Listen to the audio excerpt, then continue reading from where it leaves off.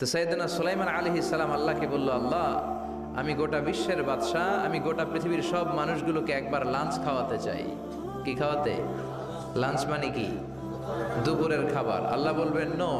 আল্লাহ বললেন no, it's not your job Sulaiman. Sulaiman এটা তোমার জব না, it's my duty, it's my job, it's my business. এটা আমার কাজ, আমার কাজ তুমি করতে যায় না। সাইয়েদনা সুলাইমান বললেন, আল্লাহ আমারে ট্রাই করার চেষ্টা দেন, সুযোগ দেন, আমাকে একটু ট্রাই করার সুযোগ দেন, চেষ্টা করার সুযোগ দেন। আমি একটু চেষ্টা করতে চাই গোটা বিশ্বের সব প্রাণীকুলকে, মৎস্যকুলকে, জিনকুলকে, মানবকুলকে খাওয়াতে চাই। আল্লাহ বললেন, সুলাইমান এইটা তোমার কাজ নয়, তুমি পারবা না, কাজটা কার? আমি রিজিক দেই। সেদিনা সুলাইমান বললেন, লেট মি ট্রাই, আমাকে একটু চেষ্টা করার তৌফিক দেন, আমি একটু করি, দেখি না পারি কিনা। আল্লাহ রাজি হয় না, সুলাইমান নবীও ছাড়ে না, ভেজাল আছে না নাই? সুলাইমান আলাইহিস সালামের জোরাজোরিতে আল্লাহ রাজি হলেন। সাইয়েদনা সুলাইমানের অনুসারী ছিল জিনেরা। জিনেরা আবার ওনার কথা শুনতো। উনি জিনদের নিয়ে গোল টেবিল বৈঠক করলেন আর বললেন, সাগরের তীরে বিশাল বড় বড় ডেগের মধ্যে রান্না করো, আফ্রিকার গরুগুলোকে ফ্রাই করো, তেমি মাছগুলোকে ভুনা করো, খাসিগুলোকে রেজালা করো, পোলাও করো, খিচুড়ি করো, বিরিয়ানি করো, সব ধরনের খাবার জমা করো। অমুক অমুক দিন দুপুর বেলায় আমি সাইয়েদনা সুলাইমান আলাইহিস সালাম গোটা বিশ্বের সবাইকে দুপুরের খাবার খাওয়াবো। জিনেরা বড় বড় পাতিলে রান্না করা শুরু করে দিল। রাতে রাতে সাগরের তীরে 40 কিলোমিটার এরিয়ার মধ্যে রান্নার স্তূপ। চলে আসলো সেই মাহেন্দ্র দিন, যেদিনে না লাগবে না, যেদিন খাওয়ানো হবে ওই দিন সবাই এসেছে। সাইয়েদনা সুলাইমান উদ্বোধনী ভাষণ দিবেন। উনি বলতে শুরু করলেন, জিনেরা লাইন ধরবে এদিকে, মাছেরা লাইন ধরবে এদিকে, পাখিগুলো লাইন ধরবে এদিকে, মানুষগুলো লাইন ধরবে এদিকে, সবাই লাইনে লাইনে এসে খাবার খেয়ে যাও।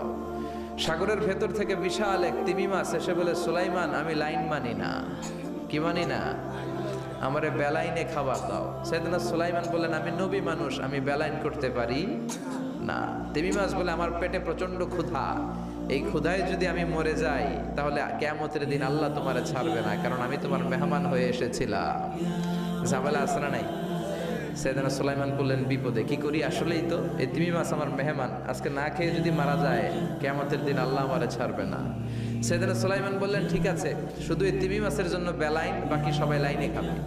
কিছু লোক আছে দেখবেন সব জায়গায় বেলাইন করে, আছে না নাই? র্যাব আছে, পুলিশ আছে, এর ফাঁকে বেলাইন করে ফেলায়, আছে না নাই? তো সাইয়েদনা সুলাইমান জিনদের আদেশ করে দিল, যাও আফ্রিকার একটা গরু, রোস্ট করা একটা গরু তিমি মাছের পেটের ভিতরে ঢুকায় দাও। তিমি মাছ বলল, সুলাইমান আমি হা করে রাখবো আমার মুখটা, যতক্ষণ না আমার পেট না ভরে তুমি খাবার দিতে থাকবা, পেট ভরে গেলেই মুখ বন্ধ করে ফেলবো। সাইয়েদনা সুলাইমানের কথা অনুযায়ী জিনের বাদশা একটা আস্ত গরু ফ্রাই করা তিমি মাছের পেটের ভিতরে ঢুকায় দিছে, কিন্তু তিমি মাছ হা করে আছে। সাইয়েদনা সুলাইমান বললেন, কয়েকটা খাসি মেরে দাও। একটা খাসি দিয়ে দিল, তারপরও হা করে আছে। বড় বড় ডেক থেকে পোলাও দাও, খিচুড়ি দাও, বিরিয়ানি দাও, আরো কয়েকটা গরু দাও, হা করে আছে। আরো কয়েকশো গরু দাও, হা করে আছে। আরো কয়েক হাজার গরু দাও, হা করে আছে। সুবহানাল্লাহ কইবেন না? দিতে দিতে 1 কিলোমিটারের খাবার নাই, 2 কিলোমিটারের খাবার শেষ, 10 কিলোমিটারের খাবার শেষ, 20 কিলোমিটার শেষ, 30 কিলোমিটার শেষ, 40 কিলোমিটারের খাবার শেষ। এখনো তিমি মাছের মুখটা হা করা আছে না নাই? সাইয়েদনা সুলাইমান সেজদায় পড়ে গেলেন, ডেকে বললেন, আল্লাহ আমি বুঝি নাই, গোটা বিশ্বের সবাইকে তো দূরের কথা, একটা মাছরেও তো রিজিক দিতে পারলাম না।